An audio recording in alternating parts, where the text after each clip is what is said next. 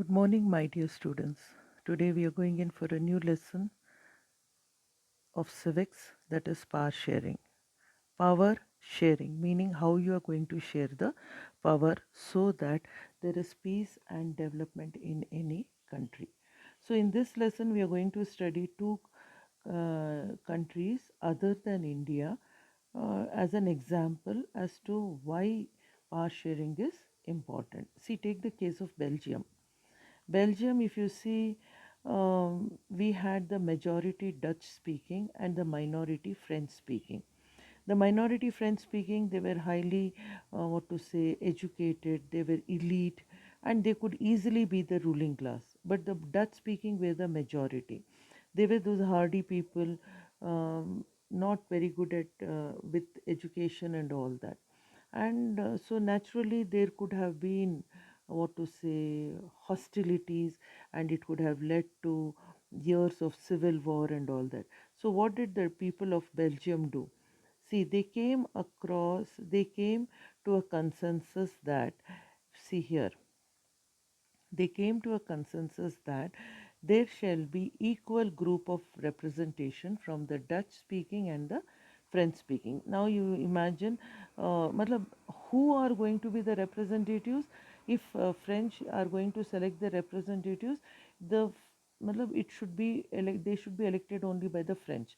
Dutch speaking, they are going to elect their own representatives, and if there are 20 from each group, that means from the French 20 and from the Dutch, and these are going to represent in the parliament.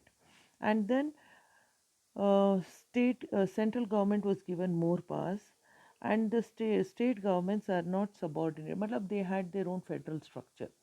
The state governments also and the central governments also, just like in India.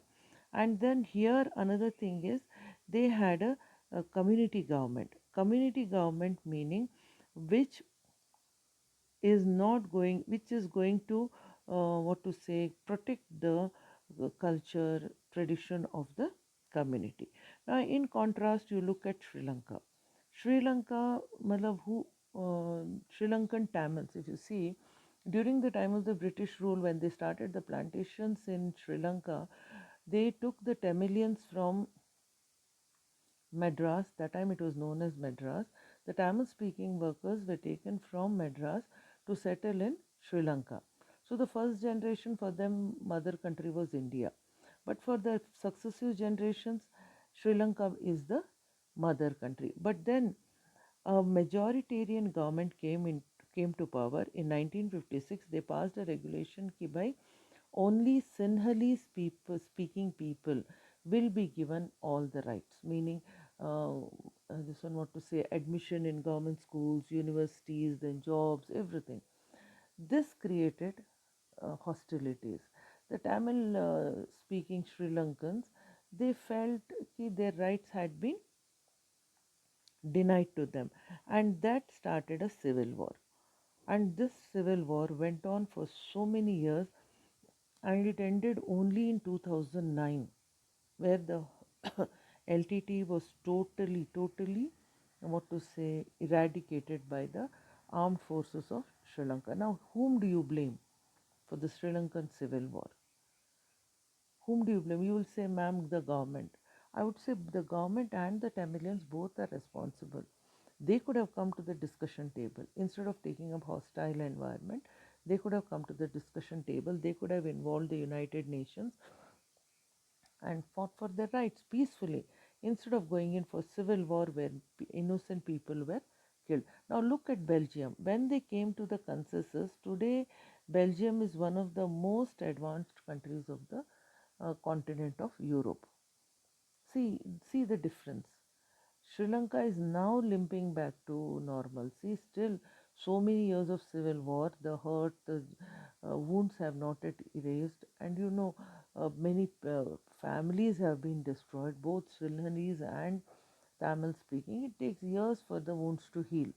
But look at Belgium. Even there could have been hostilities, but instead, what did they do? They came to a consensus. They came to an understanding. Ki bhai, we are today Belgium is on the road, is totally a developed country. That is what we say. Power sharing. What is power sharing?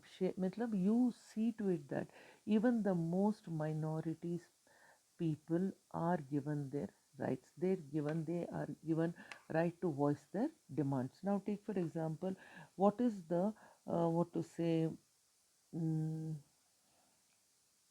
moral and prudential reason for power sharing. See, uh, imagine you passed a regulation कि भाई in the union territory of Jammu and Kashmir, every family has to pay 500 rupees as this one what to say tax to the government. Now the super rich they will pay, the middle class they will also pay. What about the impoverished classes? Meaning, when you have taken a decision, it touches them also. They also have to pay, isn't it? That is what. When you take a decision, you have to keep in mind that it touches each and every person living in the country. Whether it is Dras also, whether it is Punjab, whether it is Kanyakumari, whether it is Rajasthan, or whether it is Northeast. समझे? So that is the moral this one what to say reason for power sharing. When you are sharing power, that means even the minorities are being represented so that their voices can be heard. Now the prudential reason. Now what happens in the prudential reason? Why prudential reason for power sharing is most important? Because when you share the power, there will be minorities, there will be majorities. Now the majority community, if there is no proper sharing of power, what happens is the majority committee gets busy with trying to suppress the minorities.